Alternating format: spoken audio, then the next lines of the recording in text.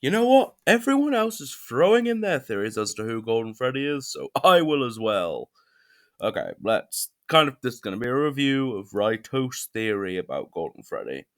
For the most part, yeah, I agree with all his evidence that, yeah, the fifth missing kid, the one you should not have killed, the one who I believe is called Michael Brooks, is in fact, yeah, one of the souls inside of Golden Freddy. Very clearly, as clearly telegraphed to us in Ultimate Custom Night with the twitching Golden Freddy, in just really logic. Who's the fifth member of the missing, and who's the fifth member of the original five? Yeah, it's yeah. I agree with all that. And the way I'm setting this up, you can probably see I don't agree with the idea that CC is just a wandering spirit for two reasons. One, I do personally believe he's in Golden Freddy. I think Rytos makes a good point that it's Mia Piers without Golden Freddy, but I think that's more just the souls aren't directly connected to the animatronics always. Like they will basically the souls don't always just have to exist for their animatronics, right? Ghost like the newspapers of the missing children incident is a good example. Well, like ghostly activity or the staticky cameras and stuff like that. Ghostly activity is going to happen regardless. So I think it's me could just be like, "Hey, crying child is talking and appearing, and crying child is putting up these images, and then sometimes crying child comes in as Golden Freddy." Or Cassidy could be the one attacking Michael. If anything, that would make sense to me. So yeah, it's me could be Crying Child reaching out, but I do think the Crying Child is in Golden Freddy, just that he might be leaving Golden Freddy. Like Abby in the movie describes it as making the animatronics move,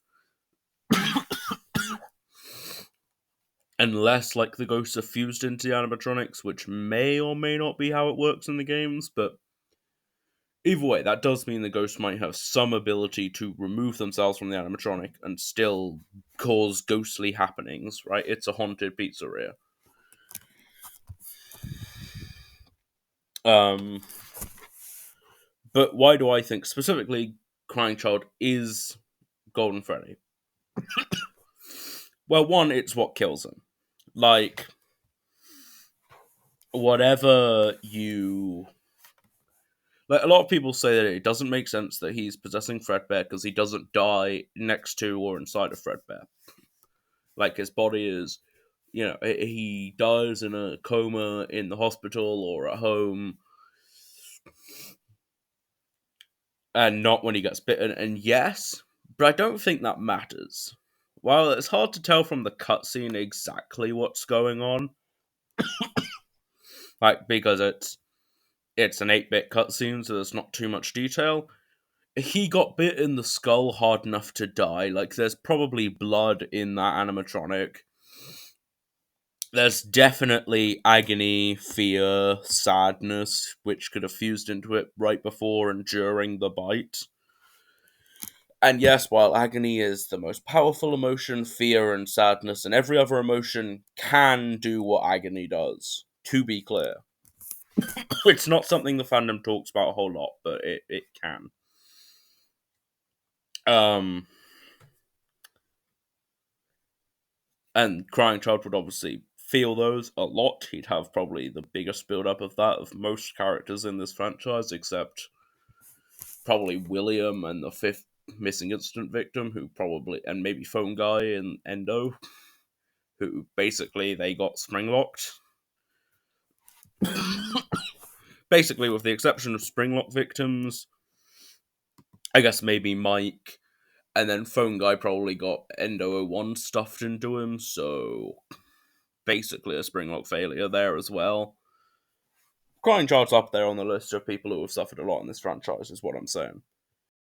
And so obviously that agony and fear and sadness would clearly be able to fuse onto Fredbear as he gets bit, therefore allowing his soul to fuse to the animatronic when he dies. like they're ghosts. They've been shown to be able to teleport, so the distance shouldn't really matter. And again, his blood, possibly brain matter, depending exactly on how the bite went, like should be in that animatronic. So even then, part of him should be there. So I do think the logic makes sense for why he would be possessing Fredbear.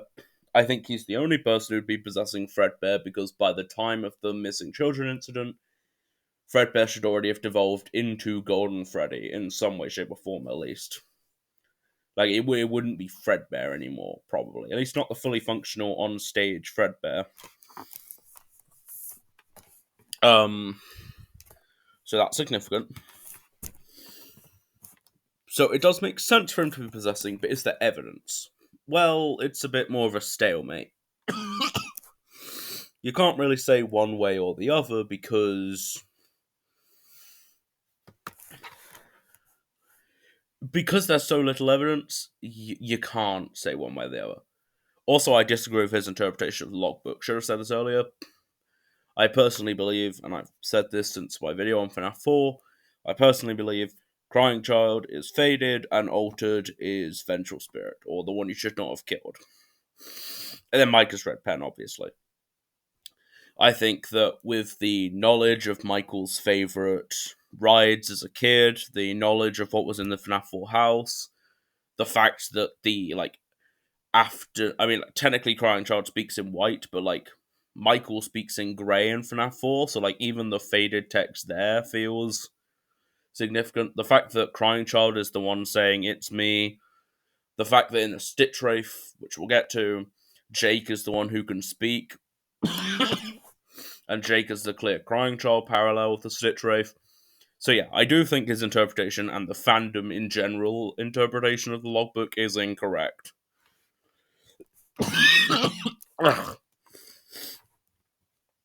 But again, other than that, there's not really enough evidence to say one way or the other if Crying Child is or isn't. Directly. The two quote-unquote lights in Fredbear's eyes is more like... It's more like there's light in his face so that you can make out the shape of the other side of the face. Like, there aren't actually two orbs of light. But that also doesn't mean anything, because those orbs probably specifically refer to what we're seeing in Happiest Day. What we're seeing in Happiest Day is the missing children incident, I believe. Or either way, we're seeing 5 souls, which are either getting put to rest or aren't, depending on the ending. So I don't think that proves there is or isn't a soul either way. Now, right, Toast theory is that Crying Child is a wandering soul. I do think I can disprove that, because I don't think that makes sense. Mainly, and it's something that Dual Process brought up as well, and I didn't mention because it didn't feel relevant, but if more people are going down this path, I think it's worth saying, it doesn't make sense he'd be a wandering soul. Because his body is right fucking there. Whether it's a hospital or his house, he dies and his body is right there. Yes, he does get put in an unmarked grave, sure. So maybe it would be difficult for him to find his grave and find his body or whatever, but it is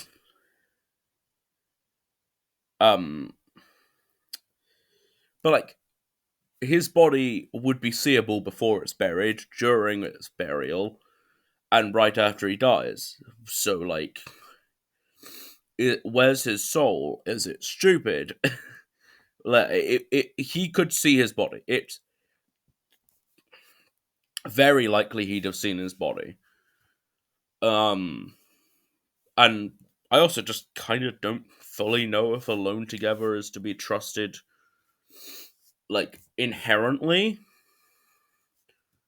just because it's a story that tells us something about how ghosts work.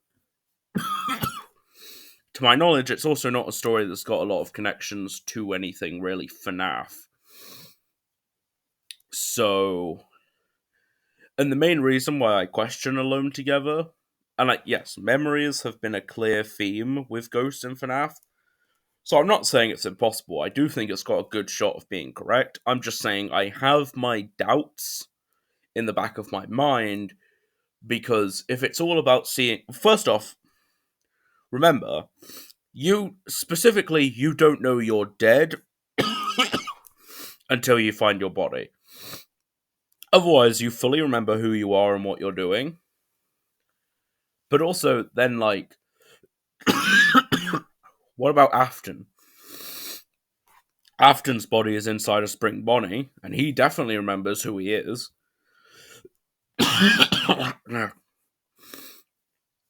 And he definitely remembers that he's dead. So I question, and maybe it only applies to children's souls, you know? Maybe adults are more put together, they're more whole, their souls have developed more, so it doesn't count. Like, they can tell they're dead when they're dead. Or maybe he doesn't realize he's dead until until the suit decays and he sees his body or something, but seems unlikely if you're controlling an animatronic that you wouldn't realize you're dead. So, again, I have my doubts, but my doubts are not enough to disprove something. So, but I do think, like, Cece is wondering, right? The crying child, Cassidy Afton, Chris, Evan, whatever you want to call him, is wondering. He is, or isn't wondering, I guess, because he should see his body. It's right there. So, I don't think him being a wandering spirit makes sense. Also, Cece has always been able to tell the difference between the animatronic and his plushies. The plushies are his friends, the animatronics scare him. So why then, when he's dead, would he be sticking by Golden Freddy's side when he's scared of the animatronics? And he's scared of Fredbear. We see that in the cutscenes. Specifically, it is shown to us. Like, even if he doesn't remember his death, even if he's a wandering soul, again, you don't forget who you are, and you don't lose any of your intelligence or awareness, at least for the most part. So, Crying Child should still fear the animatronics. He shouldn't be staying near them. So, again, I don't, like, between the fact he definitely should have seen his body and the fact that he definitely wouldn't stick by Golden Freddy, I think Occam's razor, right, like,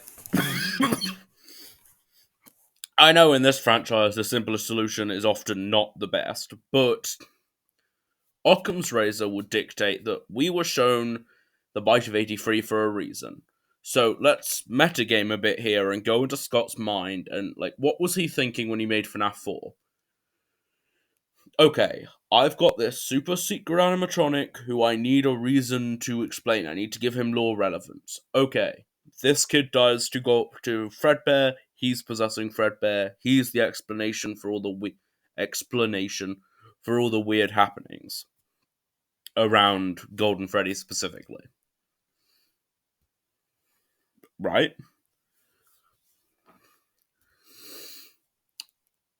Because, and then, is there ever a reason to think that that train of thought ever changed? I would say no.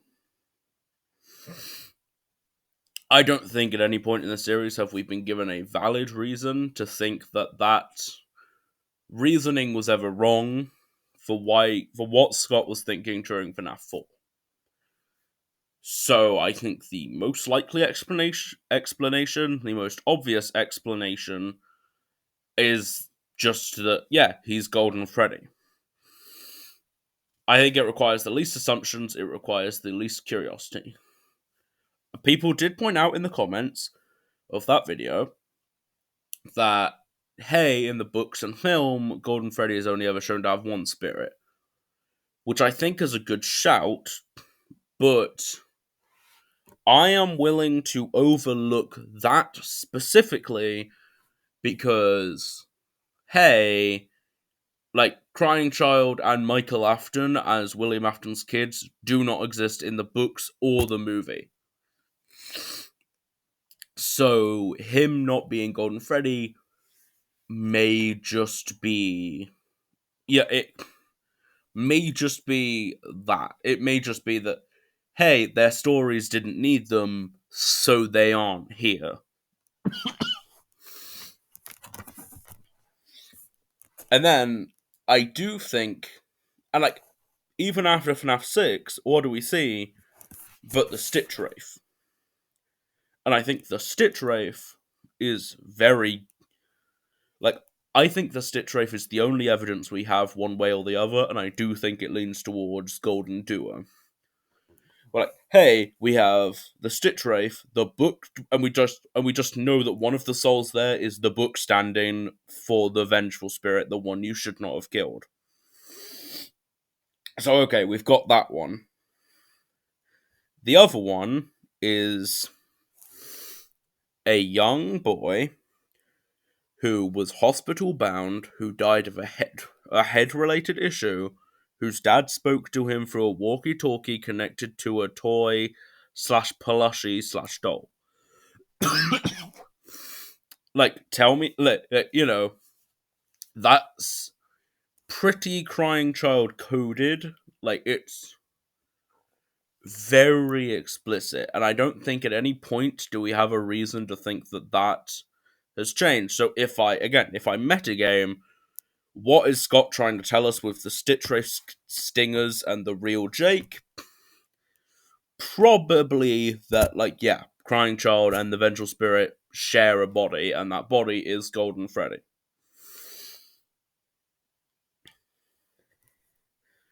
And then just a bit of extra evidence, like, I've made a very convincing argument for why Glitchtrap could be Crying Child, and like why he's more likely to be Crying Child than William, so there would have to be some hardware that Crying Child is possessing anyway for that. Which admittedly is theories on theories, but I do think it's a very likely theory. Like, weirdly, shockingly likely, and it could all be accidental, but like it's weirdly compelling. Go watch that one if you want. My voice will probably sound a lot better because I wasn't ill when I recorded it. Yeah, somehow in the midst of this bloody hot summer, which is draining all my energy and making me feel like I'm melting, I managed to get a bloody cold. How'd I pull that one off? I hate summer. If I wasn't ill, I guess the heat would be more bearable, but like I just feel like I'm melting constantly. I'm not built for heat. It's fine though. Once winter comes around, the cold will put me back together. Anyway, thank you for watching and listening to me yap. And yeah, I just felt like recording this because my last video came out a little late for one, and for two, I don't know, Right Toast Theory was interesting, but I disagreed with it, and I guess I just wanted to put my thoughts on it out there. So, I appreciate you if you've watched this far, and goodbye for now.